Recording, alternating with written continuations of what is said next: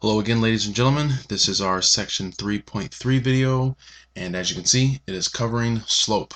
It should be an old topic, something a lot of you have seen before, but we're going to hit it again, hit it a little more detail, and maybe learn some things that we didn't know before. So, our objectives. After watching this video, you as the student should be able to identify the slope of a line as either positive, negative, zero, or undefined. We're going to calculate the slope between 2 points using the slope formula. We're also going to do that same thing by looking at a graph and also when looking at multiple points on a table of coordinate points. So basically this whole chapter is about identifying and finding the slope of a line. So to get started, what is slope? Slope is the rate of change of a line. It's how much it's increasing or decreasing.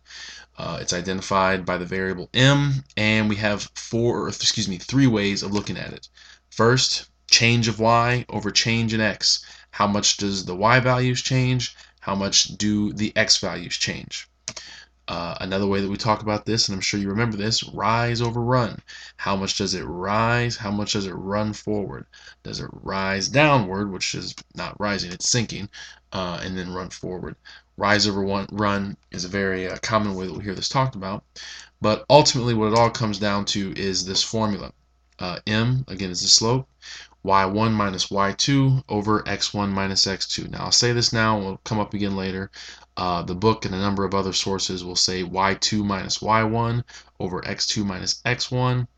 Doesn't matter as long as 1, 2, 1, 2 or 2, 1, 2, 1. We'll go into more detail on that later, but just make sure they match up.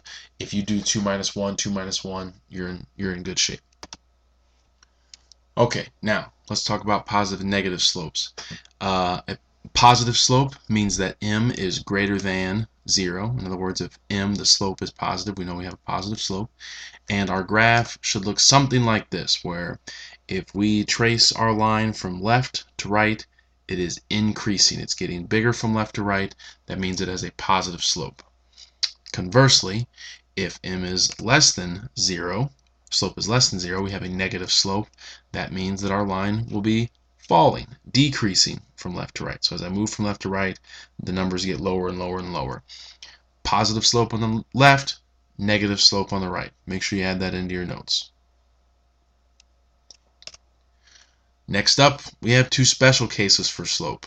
The first is the zero slope. That's when the slope is 0. That gives us a horizontal line. Okay, we call this a constant function because, well, I won't spoil why we call it a constant function. We'll come up to that in some of our discussion in section 3.4 and more so in chapter 4. So I won't ruin it, but it's also called a constant function. You can throw that in your notes if you want.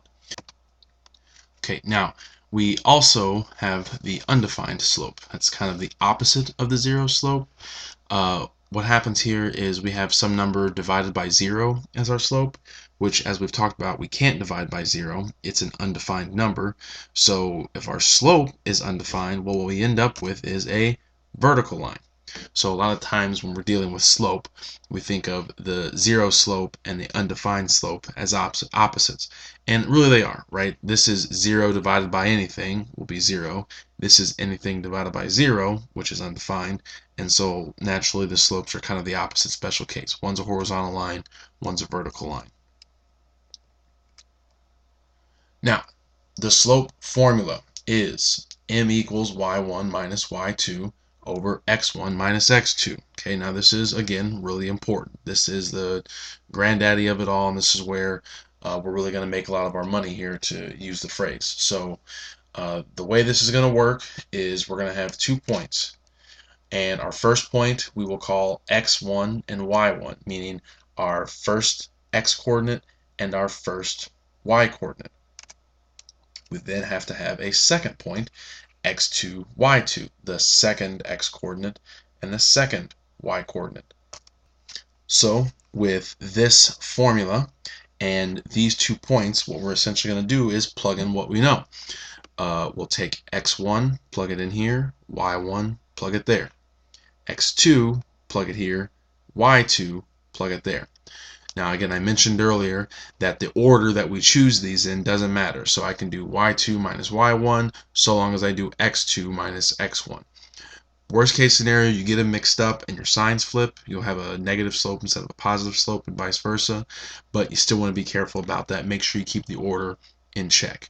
So again, we'll take whatever that first x is here, first y there, first x here, sorry, second x here, second y there. Jot that down if you need to. We're going to do an example on the next slide. Okay, let's try an example. Let's say our first point is -2, 0, and our second point is 1, 5. What we're going to do, plug that information into the formula. So y1, that's my first y coordinate, that's 0. y2 is my second y coordinate, that's 5, so I'll have 0 minus 5.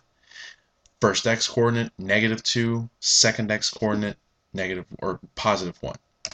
Plug those all in, I should get something that looks like this. Take a moment to write it down. M equals 0 minus 5 over -2 minus 1.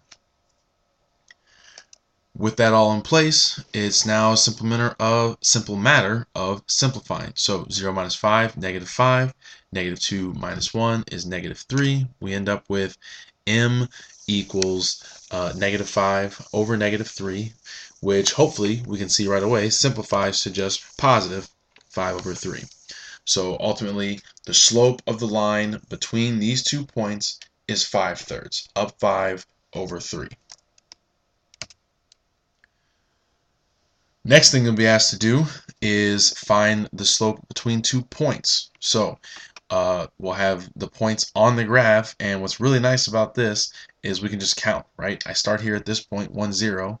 I count 1, 2, 3, 4 spaces up, 1, 2 spaces over.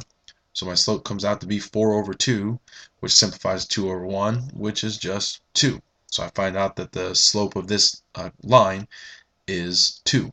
Okay, take a moment, try and find the slope for number 2 here.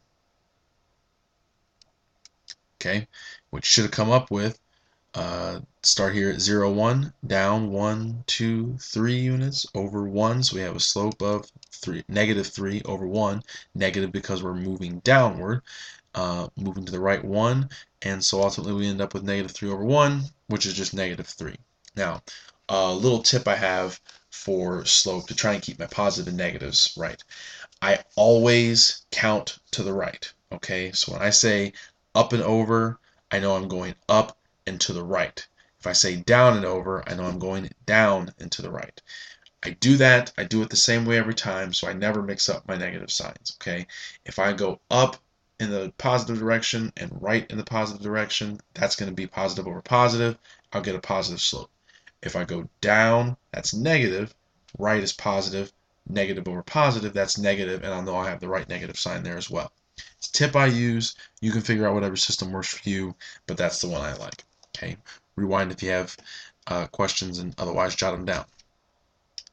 Okay, last example that we're going to cover in this section is when we have the slope from a table. Okay, so now we've just got a list of x and y values, and we have to figure out what the slope is. So if you'll remember, when we first started talking about slope in this section, we had 3 formulas for it, and one of them was just a simple idea of the change in y over the change in x. That's literally what rise and run is. So if we look for the change in y, how does one y change to the next? We can see here that it's 2 plus 1 is 3, plus 1 is 4, plus 1 is 5. So we have a change in y of positive 1. On the flip side, our change in x, as you can see, 5 plus 5 is 10, plus 5 is 15, plus 5 is 20. So we end up with change in y plus 1 over change in x, positive 5. Our slope ends up as positive 1 over positive 5. It's that simple. Okay. Take a moment, try the second one. Okay.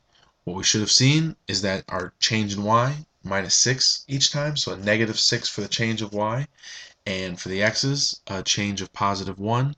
So here our slope comes out to -6 over 1, or just -6. And that, ladies and gentlemen, is going to wrap up this video on slope. Now, as is always the case, look back, see if there's parts you got stuck on, things you were confused with. watch those chunks again, watch them at your pace, make it work for you. If it doesn't work for you, you've got filled out copies of the notes you can look at, and then of course bring your questions to class. So looking forward to seeing everybody tomorrow, and we will continue to build on our understanding of slope.